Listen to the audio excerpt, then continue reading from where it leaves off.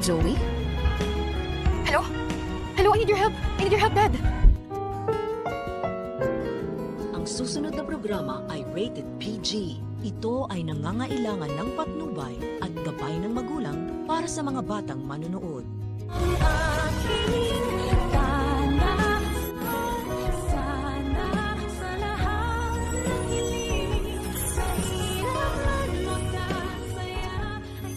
Matapos sabihin ni Annalyn ang kalagayan ngayon ng tita Giselle niya na nahimatay nga daw ito matapos silang lokohin ng mga kidnappers. Nag-alala din naman si Lynette. Naisipan niya na puntahan sina Annalyn sa Apex. Nang magkita na ang mag-ina ay halos bumuhos ang luha. Pagkat napagtanto ni Annalyn na habang alalang-alala siya sa kaligtasan ng tatay niyang si RJ, ito naman palang nanay niya ang tiyak na mapapahamak. At labis pa nga siyang naghihinanakit. Pagkat hindi man lang daw siya tinawagan nito para kahit papano ay pumunta daw si Annalyn at nakatulong din daw sana siya sa nanay niya. Katwiran din naman kasi ni Lynette na mas hindi niya kakayanin kung anak niya nga ang mapapahamak. Bilang banda, itong si Moira din ay labis ding nagalit kay Lolo Pepe pagkat nabaril nga nito ang anak niyang si Zoe. Banta pa nga ang bruha na papatayin niya daw talaga ang matanda. Ngunit hindi naman yun mangyayari dahil pipigilan nga ito ng anak niya.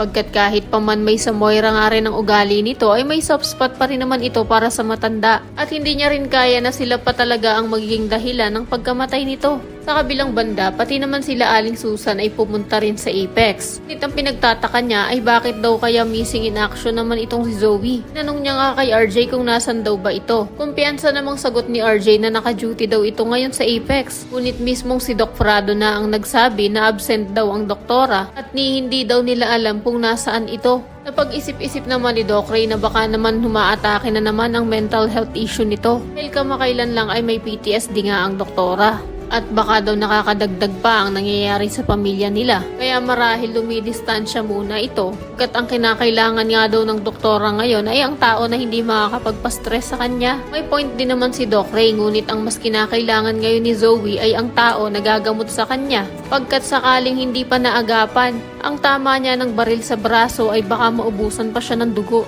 At walang ibang makakatulong sa kanya ngayon kundi ang kapwa niya ring doktor at sarili niyang ama na si Doc Benitez. Tinawagan niya nga ang number nito at nang may sumagot na ay dire-diretso niyang sinabi na kailangan niya daw ang tulong nitong daddy niya. Itlingid sa kaalaman niya na si Lynette pala ang nakasagot ng tawag niya at nakarinig ng mga pinagsasasabi niya. Pero panigurado naman na mababaliktad na naman ni Carlos ang pangyayari. Magagalit kay Lynette dahil pinakialaman ang cellphone niya. Malulusutan na naman ang pagtawag ni Zoe ng daddy sa kanya. Kaya naman kung isa ka rin sa mga nagnanais na mag-imbestiga nga itong si Lynette at makipagtulungan siya kay Doc Enriquez. Kung mas madali nilang malaman ang katotohanan na mag-ama talaga ang dalawa ay pakiclick naman ng like at subscribe button.